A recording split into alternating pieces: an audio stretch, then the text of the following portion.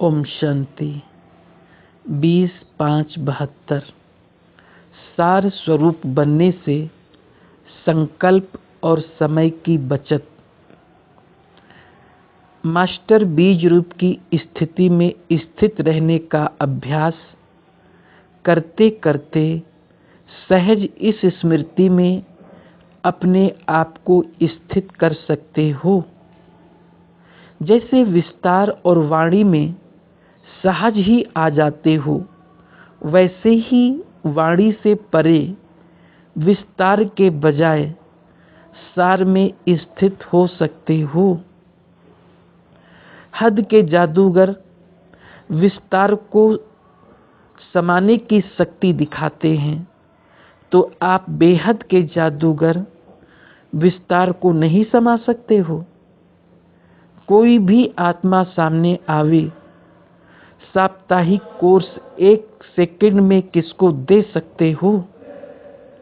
अर्थात साप्ताहिक कोर्स से जो भी आत्माओं में आत्मिक शक्ति व संबंध की शक्ति भरने चाहते हो, वो 1 सेकंड में कोई भी आत्मा में भर सकते हो। वह ये अंतिम स्टेज है। जैसे कोई भी व्यक्ति दर्पण के सामने खड़े होने से ही 1 सेकंड में स्वयं का साक्षात्कार कर लेते हैं, वैसे आपके आत्मिक स्थिति शक्ति रूपी दर्पण के आगे कोई भी आत्मा आवे तो क्या 1 सेकंड में स्वस्वरूप का दर्शन व साक्षात्कार नहीं कर सकते हैं? वो स्टेज बाप समान लाइट हाउस और माइट हाउस बनने के समीप अनुभव करते हो, वह अभी ये स्टेज दूर है। जबकि संभव समझते हो, तो फिर अब तक ना होने का कारण क्या है? जो संभव है लेकिन प्रैक्टिकल में अब नहीं है, तो जरूर कोई कारण होगा। ढीलापन भी क्यों है? ऐसी स्थिति बनाने के लिए मुख्य कौन से अटेंशन की कमी है? जब साइंस ने भी अनेक कार्य 1 सेकंड में सिद्ध कर दिखाए हैं, सिर्फ स्विच ऑन और ऑफ करने की देरी होती है, तो यहाँ वो स्थिति क्यों नहीं बन पाती? मुख्य कौन सा कारण है? दर्पण तो हो। दर्पण के सामने साक्षात्कार होने में कितना टाइम लगता है? अभी आप स्वयं ही विस्तार में ज़्यादा जाते हो। जो स्वयं ही विस्तार में जाने वाले हैं, वो और कोई को सारे रूप में कैसे स्थित कर सकते? कोई भी बात देखते व सुनते हो तो बुद्धि को बहुत समय की आदत होने कारण विस्तार में जाने की कोशिश करते हो। जो भी देखा व सुना उसके सार को जानकर और सेकंड में समा देने का व परिवर्तन करने का अभ्यास कम है। क्यों क्या के विस्तार में ना चाहते भी चले जाते हो? इसलिए जैसे बीज में शक्ति अधिक होती है, वृक्ष में कम होती है। वृक्ष अर्थात विस्तार। कोई भी चीज का विस्तार होगा तो शक्ति का भी विस्तार होता है। जैसे सैक्रीन वैसे मिठास में फर्क होता है। वो अधिक क्वांटिटी यूज करनी पड़ेगी। सैक्रीन कम अंदाज में मिठास ज़्यादा देगी।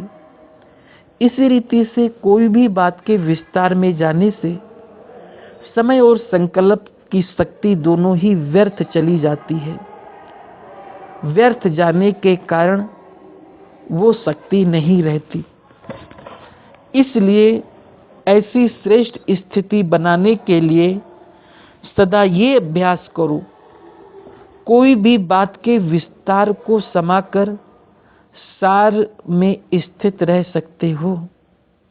ऐसा अभ्यास करते करते स्वयं सार रूप बनने के कारण अन्य आत्माओं को भी 1 सेकंड में सारे ज्ञान का सार अनुभव करा सकेंगे। अनुभवी मूर्त ही अन्य को अनुभव करा सकते हैं। इस बात के स्वयं ही अनुभवी कम हो, इस कारण अन्य आत्माओं को अनुभव नहीं करा सकते हो। जैसे कोई भी पावरफुल चीज में व पावरफुल साधनों में कोई भी चीज को परिवर्तन करने की शक्ति होती है। जैसे अग्नि बहुत तेज अर्थात पावरफुल होगी, तो उसमें कोई भी चीज डालेंगे तो स्वतः ही रूप में परिवर्तन हो जाएगा। अगर अग्नि पावरफुल नहीं तो कोई भी वस्तु के रूप को परिवर्तन नहीं कर पाएंगे। ऐसे ही सदैव अपने पावरफुल स्टेज पर स्थित रहो तो कोई भी बातें जो व्यक्त भाव व व्यक्त दुनिया की वस्तुएं हैं व व्यक्त भाव में रहने वाले व्यक्ति हैं, आपके सामने आएंगे तो आपके पावरफुल स्टेज के कारण उन्हों की स्थिति व रूपरेखा परिवर्तन हो जाएगी। व्यक्त भाव वाले का व्यक्त भाव बदलकर आत्मिक स्थिति बन जाएगी। व्यर्थ बात परिवर्तन होते समर्थ रूप धारण कर लेगी। विकल्प शब्द शुद्ध संकल्प का रूप धारण कर लेगा। लेकिन ऐसा परिवर्तन तब होगा जब ऐसी पावरफुल स्टेज पर स्थित हो। कोई भी लौकिकता अलौकिकता में परिवर्तन हो जाएगी। साधारण असाधारण के रूप में परिवर्तित हो जाएंगे। फिर ऐसी स्थिति में स्थित रहने वाले कोई भी व्यक्ति व वैभव व वायुमंडल वाइब्रेशंस वृत्ति दृष्टि के वश में नहीं हो सकते। तो अब समझा क्या कारण है? एक तो समाने की शक्ति कम और दूसरा परिवर्तन करने की शक्ति कम, अर्थात लाइट हाउस माइट हाउस दोनों स्थिति में स्थित सदा काल नहीं रहते हो। कोई भी कर्म करने के पहले जो बाप दादा द्वारा विशेष शक्तियों की सौगात मिली है उनको काम में नहीं लाते हो। सिर्फ देखते सुनते खुश होते हो, परंतु समय पर काम में ना लाने कारण कमी रह जाती है। हर कर्म के पहले मास्टर त्रिकालदर्शी बनकर कर्म नहीं करते हो। अगर मास्टर त्रिकालदर्शी बन हर कर्म हर संकल्प व वचन बोलो तो बताओ कब भी कोई कर्म व्यर्थ व अनर्थ वाला हो सकता है? कर्म करने के समय कर्म के वश हो जाते हो। त्रिकालदर्शी अर्थात साक्षीपन की स्थिति में स्थित होकर इन कर्मेंद्रियों द्वारा कर्म नहीं करते हो, इसलिए वशीभूत हो जाते हो। वशीभूत होना अर्थात भूतों का आह्वान करना। कर्म करने के बाद पश्चाताप होता है, लेकिन उससे क्या हुआ?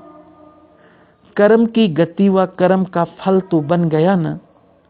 तो कर्म और कर्म के फल के बंधन में फंसने के कारण कर्म बंधनी आत्मा अपनी ऊंची स्टेज को पा नहीं सकती है। तो सदैव ये चेक करो कि आए हैं कर्म बंधनों से मुक्त होने के लिए, लेकिन होते होते कर्म बंधन युक्त तो नहीं हो जाते। ज्ञान स्वरूप होने के बाद व मास्टर नॉलेजफुल मास्टर सर्वशक्तिवान होने के बाद अगर ऐसा कर्म जो युक्ति युक्त नहीं है वो कर लेते हो तो इस कर्म का बंधन अज्ञान काल के कर्म बंधन से पदम गुना ज्यादा है। इस कारण बंधन युक्त आत्मा स्वतंत्र न होने के कारण जो चाहे वो नहीं कर पाती। महसूस करते हैं कि ये ना होना चाहिए, ये होना चाहिए, ये मिट जाए, खुशी का अनुभव हो जाए, हल्कापन आ जाए, संतुष्टता का अनुभव हो जाए, सर्विस सक्सेसफुल हो जाए, वह दैवी परिवार के समीप और स्नेही बन जाएं, लेकिन किए हुए कर्मों के बंधन कारण चाहते हुए भी वो अनुभव नहीं कर पाते। इस कारण अपने आप से व अपने पुरुषार्थ से अनेक आत्माओं को संतुष्ट नहीं कर सकते हैं और ना रह सकते हैं। इसलिए इस कर्मों की गुह्य गति को जानकर अर्थात त्रिकालदर्शी बनकर हर कर्म करो, तभी कर्मातीत बन सकेंगे। छोटी गलतियां संकल्प रूप में भी हो जाती हैं, उनका हिसाब किताब बहुत कड़ा बनता है। छोटी गलती अब बड़ी समझनी है। जैसे अति स्वच्छ वस्तु के अंदर छोटा सा दाग भी बड़ा दिखाई देता है, ऐसे ही वर्तमान समय अति स्वच्छ संपूर्ण स्थिति के समीप आ रहे हो। इसलिए छोटी सी गलती भी अब बड़े रूप में गिनती की जाएगी।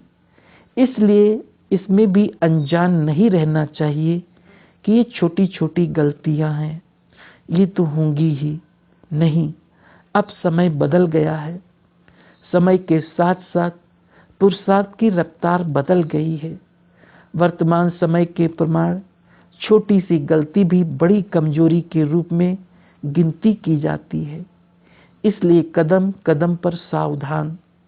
एक छोटी सी गलती बहुत समय के लिए अपनी प्राप्ति से वंचित कर देती है। इसलिए नॉलेजफुल अर्थात लाइट हाउस बनो। अनेक आत्माओं को रास्ता दिखाने वाले स्वयं ही रास्ते चलते चलते रुक जाए तो औरों को रास्ता दिखाने के निमित्त कैसे बनेंगे। इसलिए सदा विघ्न विनाशक बनो। अच्छा, ऐसे सदा त्रिकालदर्शी कर्मयोगी बन चलने वालों को नमस्ते। ओम शांति।